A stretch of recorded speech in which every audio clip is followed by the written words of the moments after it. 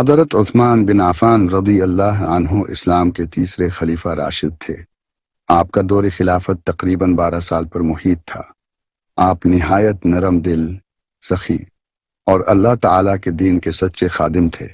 آپ کو زوال نورین کا لقب رسول اللہ صلی اللہ علیہ وآلہ وسلم نے دیا، کیونکہ آپ نے حضور اکرم صلی اللہ علیہ وآلہ وسلم کی 2 صاحبزادیوں حضرت رقیہ اور پھر حضرت ام کلثوم سے نکاح کیا۔ آپ کا شمار عشرہ مبشرہ جنت کی بشارت پانے والے 10 صحابہ میں بھی ہوتا ہے۔ حضرت عثمان رضی اللہ عنہ کا ابتدائی دور خلافت پرامن اور خوشحالی سے بھرپور تھا۔ حضرت عثمان رضی اللہ عنہ نے اپنے دور خلافت میں کئی عظیم کارنامے انجام دیے۔ قرآن مجید کی ایک مصحف پر تدوین اور نسخوں کی تقسیم، اسلامی سلطنت کی حدود کو وسیع کیا، مساجد کی تعمیر و توسیع کی، خاص طور پر مسجد نبوی، بحریہ نیوی کا قیام، بیت المال کی ترقی اور فلاحی منصوبے، ایسے کئی کارنامے انجام دیے جن سے دینی اسلام اور مسلمانوں کو فائدہ ہوا۔ لیکن بعد کے برسوں میں کچھ ایسے فتنے اٹھے جنہوں نے اسلامی خلافت کو ہلا کر رکھ دیا۔ ان فتنوں میں سب سے بڑا کردار عبداللہ بن سبا نامی ایک فتنہ پرور شخص کا تھا، جو بظاہر مسلمان تھا لیکن درپردہ یہودی تھا، اسلام دشمنی میں ملوث تھا۔ اس نے مختلف شہروں میں لوگوں کے دلوں میں حضرت عثمان رضی اللہ عنہ کے خلاف نفرت بھرنے کی مہم شروع کی۔ عبداللہ بن سبا نے مختلف الزامات گھڑ کر پھیلائے کہ حضرت عثمان رضی اللہ عنہ نے اپنے رشتہ داروں کو عہدے دیے، بیت المال کا غلط استعمال کیا، بعض صحابہ پر سختی کی وغیرہ۔ حالانکہ یہ الزامات جھوٹے اور گمراہ کن تھے، لیکن عام عوام میں فتنے نے جڑ پکڑ لی۔ سن 35 ہجری میں مدینہ میں کئی شہروں، خاص طور پر کوفہ، بصرہ اور مصر سے فتنہ پرور لوگ حج کے بہانے مدینہ پہنچے۔ بظاہر وہ اصلاح کا مطالبہ کر رہے تھے، لیکن در پردہ ان کا مقصد حضرت عثمان رضی اللہ عنہ کو خلافت سے ہٹانا یا قتل کرنا تھا۔ حضرت علی رضی اللہ عنہ، حضرت طلحہ، حضرت زبیر اور دیگر صحابہ نے ان باغیوں کو سمجھانے کی کوشش کی۔ حضرت عثمان رضی اللہ عنہ نے بھی ان سے نرمی سے پیش آنے اور اصلاح کے وعدے کیے، یہاں تک کہ آپ نے کچھ گورنروں کو معزول کرنے پر بھی رضامندی ظاہر کی، لیکن باغیوں کا مقصد صرف اصلاح نہیں بلکہ بغاوت تھی۔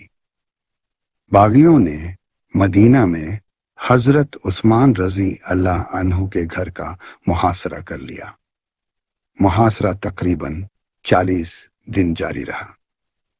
اس دوران حضرت عثمان رضی اللہ عنہ کو مسجد نبوی جانے سے روک دیا گیا، پانی تک کی سپلائی بند کر دی گئی، جو کنواں حضرت عثمان رضی اللہ عنہ نے اللہ کی رضا کے لیے یہودی سے خرید کر مسلمانوں کے لیے وقف کیا تھا، اس پر بھی پابندی لگا دی۔ کھانے پینے کی اشیاء محدود ہو گئیں۔ کئی صحابہ کو محاصرہ توڑنے سے روک دیا گیا۔ حضرت عثمان رضی اللہ عنہ نے کسی بھی صحابی کو قتال، جنگ کی اجازت نہ دی، یہاں تک کہ اپنے دفاع کے لیے بھی تلوار اٹھانے سے منع کر دیا۔ آپ بار بار فرماتے رہے، میں کسی مسلمان کا خون بہا کر اپنے لیے جنت کا دروازہ بند نہیں کرنا چاہتا۔ 18 ذوالحجہ 35 ہجری کو مطابق جون یا جولائی 656 عیسوی جمعہ کے دن محاصرے کے دوران حضرت عثمان رضی اللہ عنہ روزے کی حالت میں قرآن مجید کی تلاوت کر رہے تھے۔ اسی وقت باغیوں کا ایک گروہ گھر میں داخل ہو گیا۔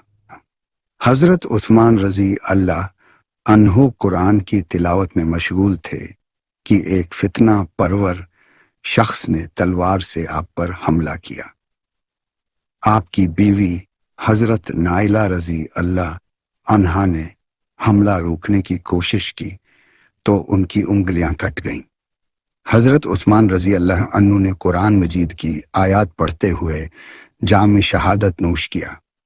کہا جاتا ہے کہ شہادت کے وقت آپ کے سامنے جو قرآن کھلا ہوا تھا اس پر خون کے قطرے گرے۔ وہ آیت تھی فَسَيَكْفِيكَهُمُ اللَّهُ وَهُوَ السَّمِيعُ الْعَلِيمُ، اللہ تمہیں ان سے کافی ہوگا اور وہ سننے والا جاننے والا ہے۔